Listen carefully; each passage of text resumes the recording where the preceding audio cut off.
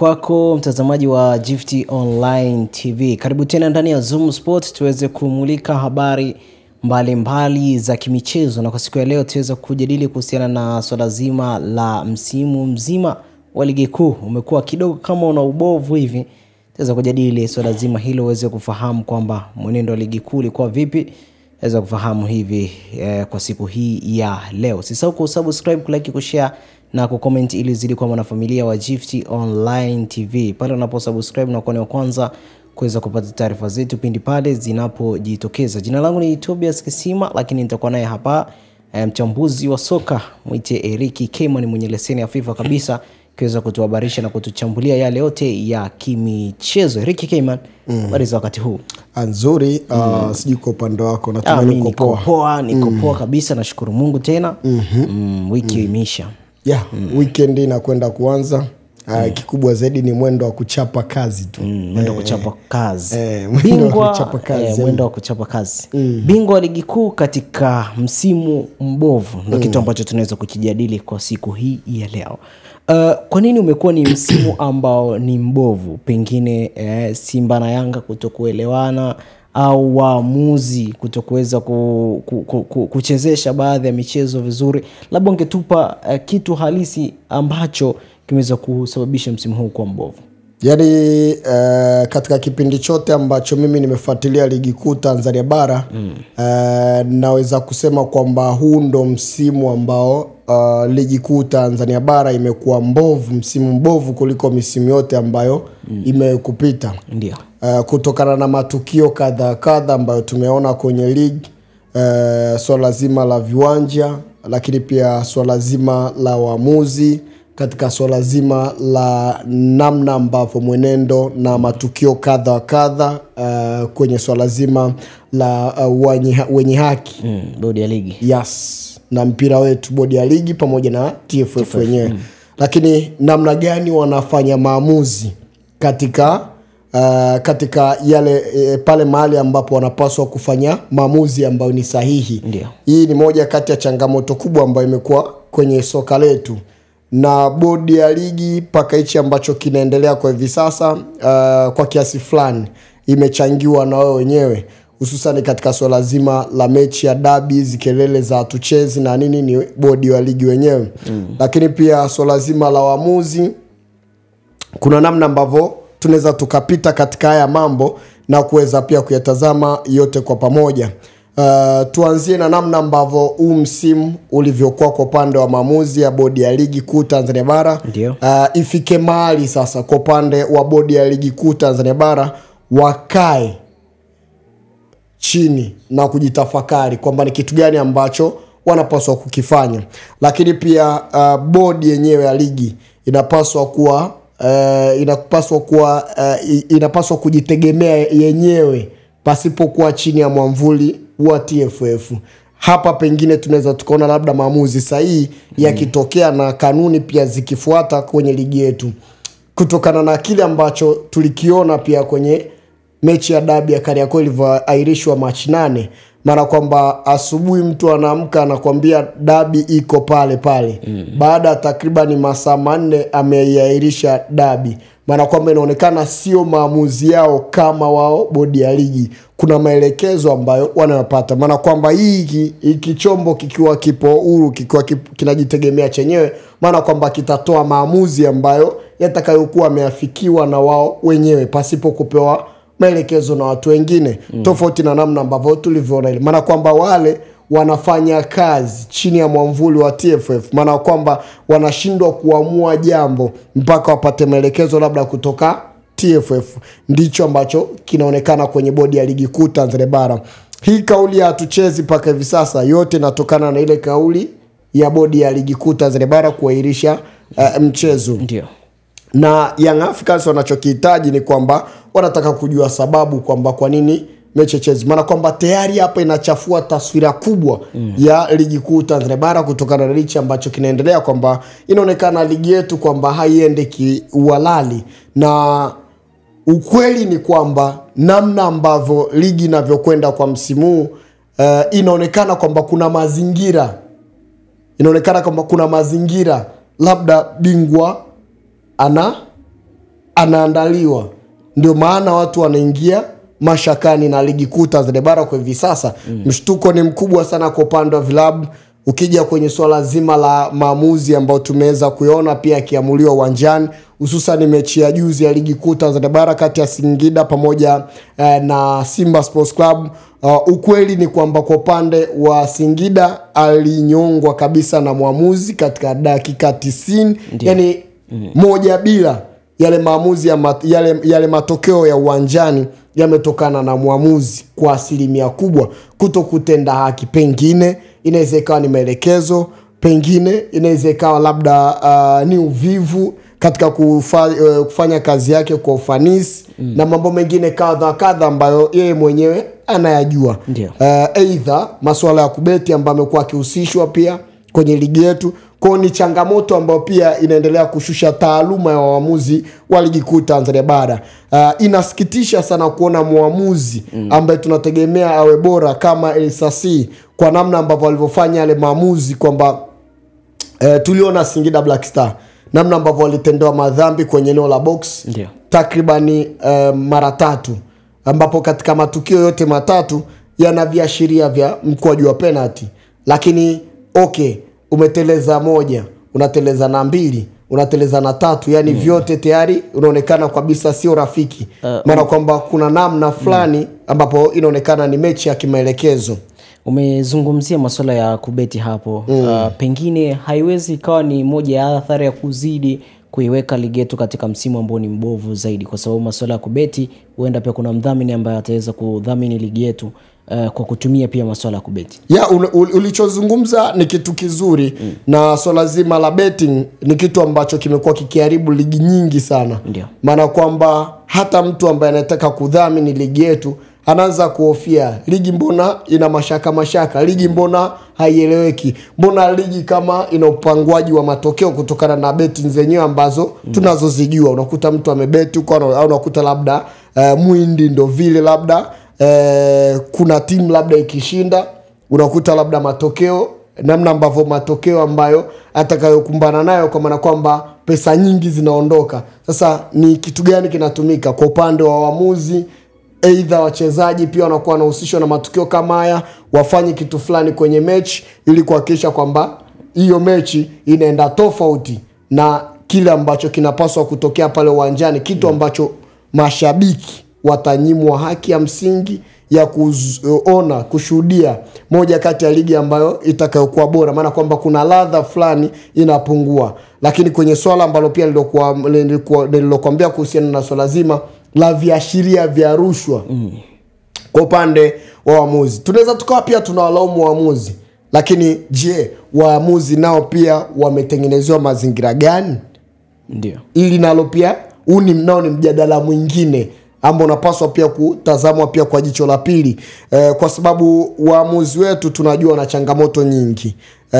Wanakwenda kuchezesha ndo walipwe pesa. Na katika fuatilia kwangu, mwamuzi wa ligi kuu Tanzania bara anacheza hapa katikati milioni 3 katika kila mchezo mpaka 500,000 kwenye mechi moja malipo, na pesa yake sio kwamba anatumiwa anapewa cash. Ni baada ya kuchezesha huo mchezo, tena anakuja kulipwa baadaye sana. Umeona? Sasa muamuzi kama anatengenezewa mazingira haya, anakutana na hela ambayo imewekwa cash labda milioni 1 au 2 au milioni 4, anaambiwa bana hakikisha hii mechi tunashinda. Muamuzi huyu maskini ya Mungu ana watoto nyumbani wanamtegemea, anafanya nini? Ataacha? Kuna mtu ambaye ana shida na pesa? Hakuna. Ukifikiria una changamoto nyumbani, mtoto labda ada, chakula nyumbani napiga chenga, mwamuzi anapokea, anafanya maskini ya Mungu matukio kama haya. Eneo la penalty mwamuzi anapeta.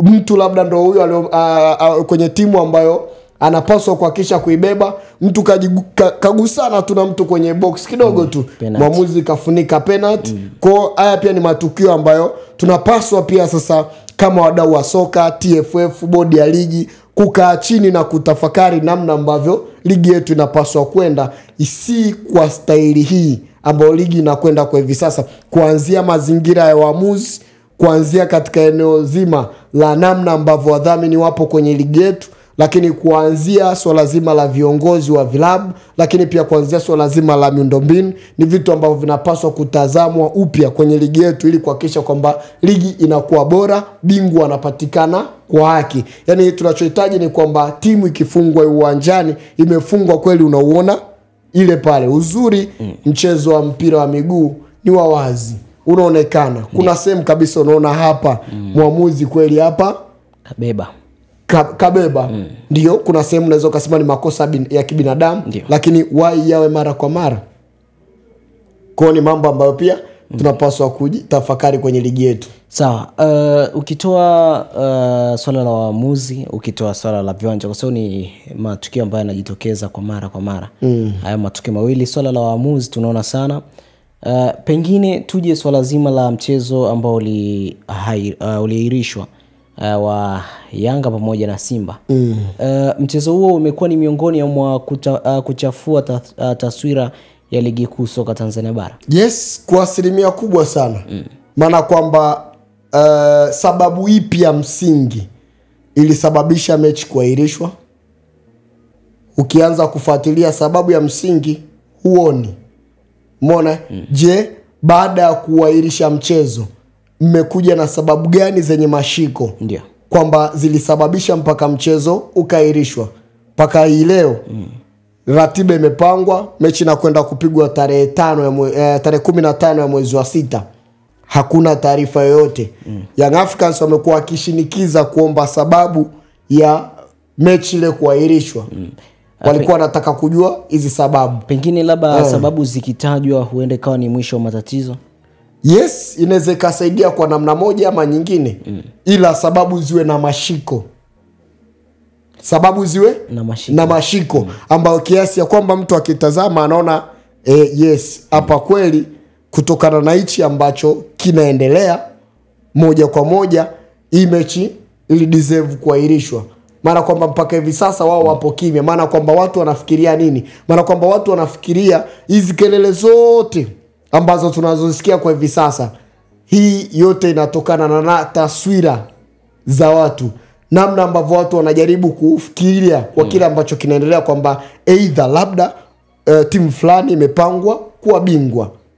Nadhani umenielewa mpaka hapo. Lakini kwa upande wa Young Africans wenyewe ndio wanahitaji haki yao ya msingi, lakini nao pia wana madudu yao.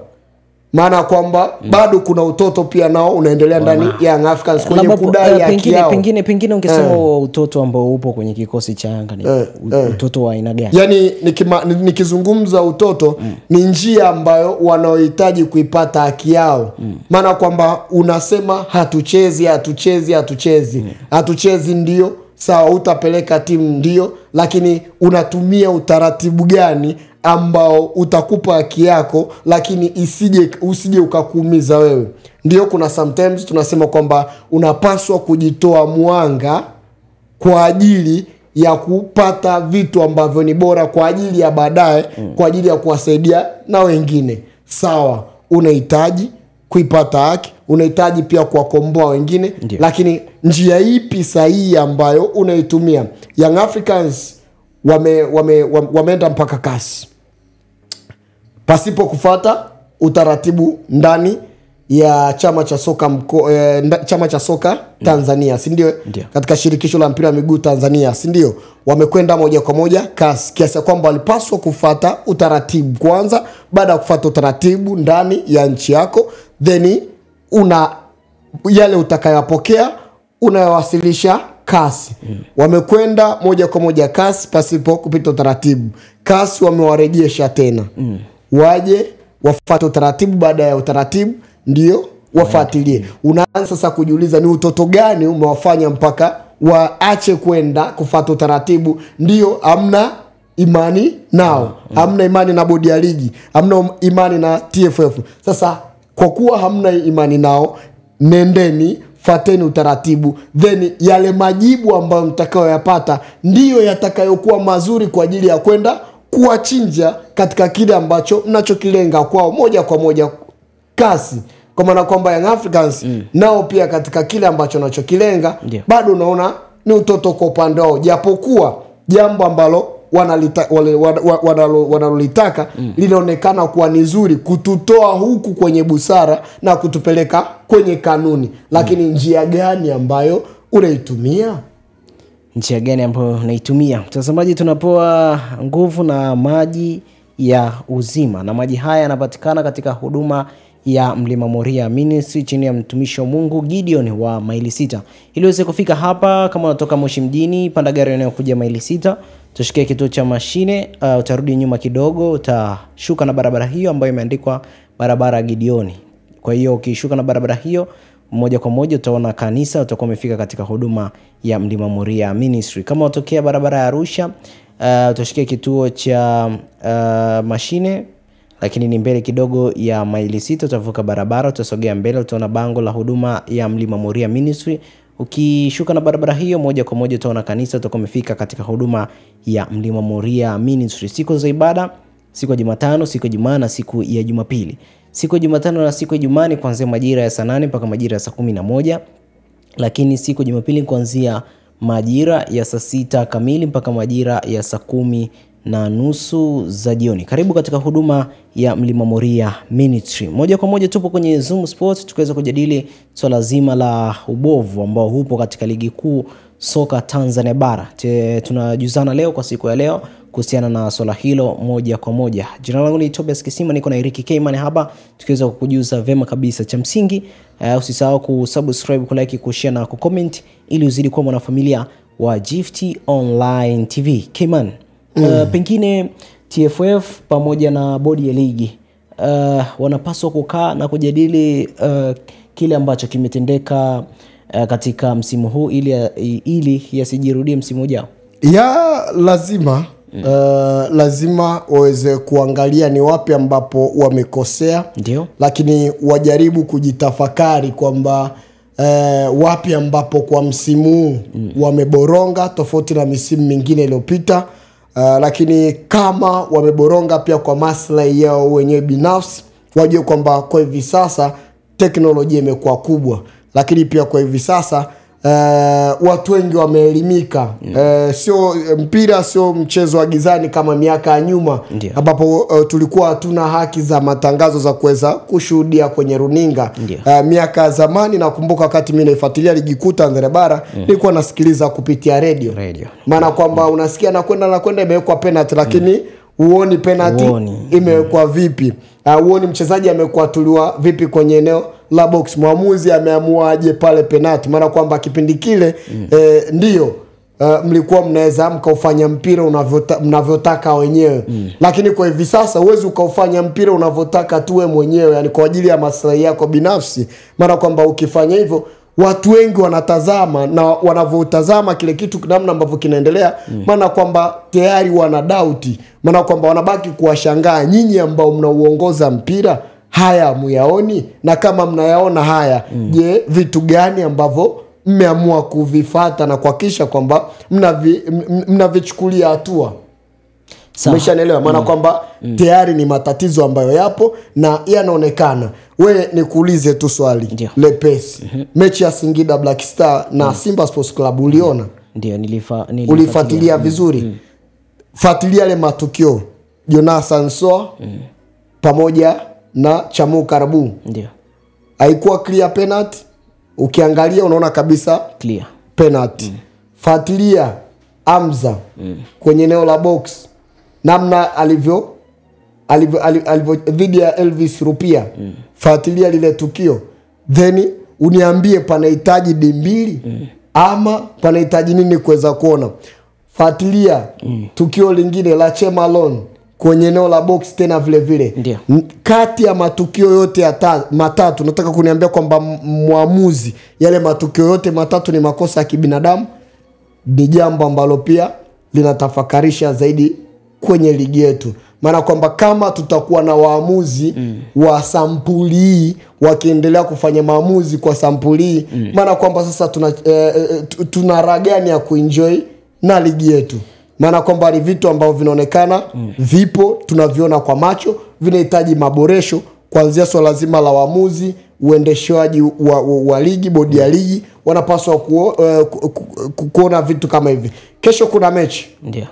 ya FA ni moja kati ya mechi ambayo watu wengi wanapaswa kujiandaa kisaikolojia, na ni finali ile. Ndio. Tumeona namna ambavyo Singida Black Star amenyongwa kwenye ligi kuu Tanzania bara. Na ni timu ambazo zilikutana zina wachezaji ambao wenye quality. Watu wajiandae kisaikolojia kwenye hii mechi. Pengine inaweza ikatoa taswira halisi, uhalisia wa kile ambacho kilitokea kwenye ligi kuu Tanzania bara. Pengine watu wengi wakahuzunika katika huu mchezo, na pengine watu wengi wakapata furaha katika huu mchezo. Timu mbili zikapata furaha katika huu mchezo, timu moja ikahuzunika katika huu mchezo. Timu moja ikahuzunika alafu mbili zikapata furaha. Sawa, tumalizie kwa ile. Tuliahidiwa VAR, nadhani pia hatukuiona. Pengine ukosekanaji wa VAR umesababisha soka la Tanzania kuzidi kuwa libovu. VAR wanaoamua VAR ni wakina nani?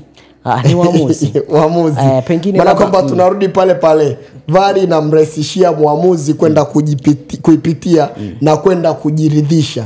Mara kwamba muamuzi kama bado ana jambo lake la msingi, kama ameiweka roni ni yeye tu, kama ana jambo lake la msingi anaweza akaja na bado akakataa vile vile, ama asiende kuangalia kwa sababu tayari ana jambo lake. Maana akienda kuangalia ataona aibu na fedhea kwenda kuamua. Ndio maana ukifuatilia hata mechi nyingi zinazokuaga na VAR unakuta muamuzi hataki kabisa kwenda kwenye VAR kuangalia. Watu wanambembeleza nenda kwenye VAR, lakini yeye anaamua kashamaliza. Yes, maana kwamba pale ni ana maelekezo yake tayari amesha. Kwa hiyo kuamua bado ni hawa waamuzi. Kwa kikubwa ni kwamba waamuzi wahakikishiwe kuchezesha kwa weledi, lakini pia waamuzi wahakikishe kwenye swala zima la maslahi wanaboreshwa vizuri. Ndio.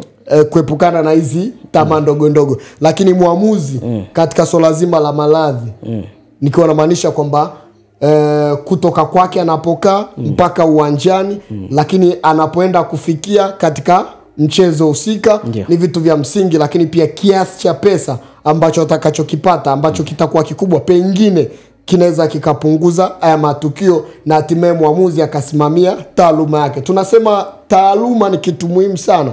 Unasimamia taaluma yako alafu huko njaa inauma. Njaa kali nayo ni shida pia vile vile. Naona muda nao umetupa mkono, nikushukuru sana. Shukrani sana. Na mtazamaji wa Gift Online TV, mpaka kufikia hapa kwa siku ya leo tunatia nukta, lakini nikwambie kwamba usiache kuzidi kutufuatilia katika vipindi vyetu mbalimbali. Vipo vipindi mbalimbali vya kijamii pia unaweza kuvipata hapa ndani ya Gift Online TV. Kwa siku ya leo Zoom Sport hatuna la ziada, tukutane wakati mwingine. Bye bye.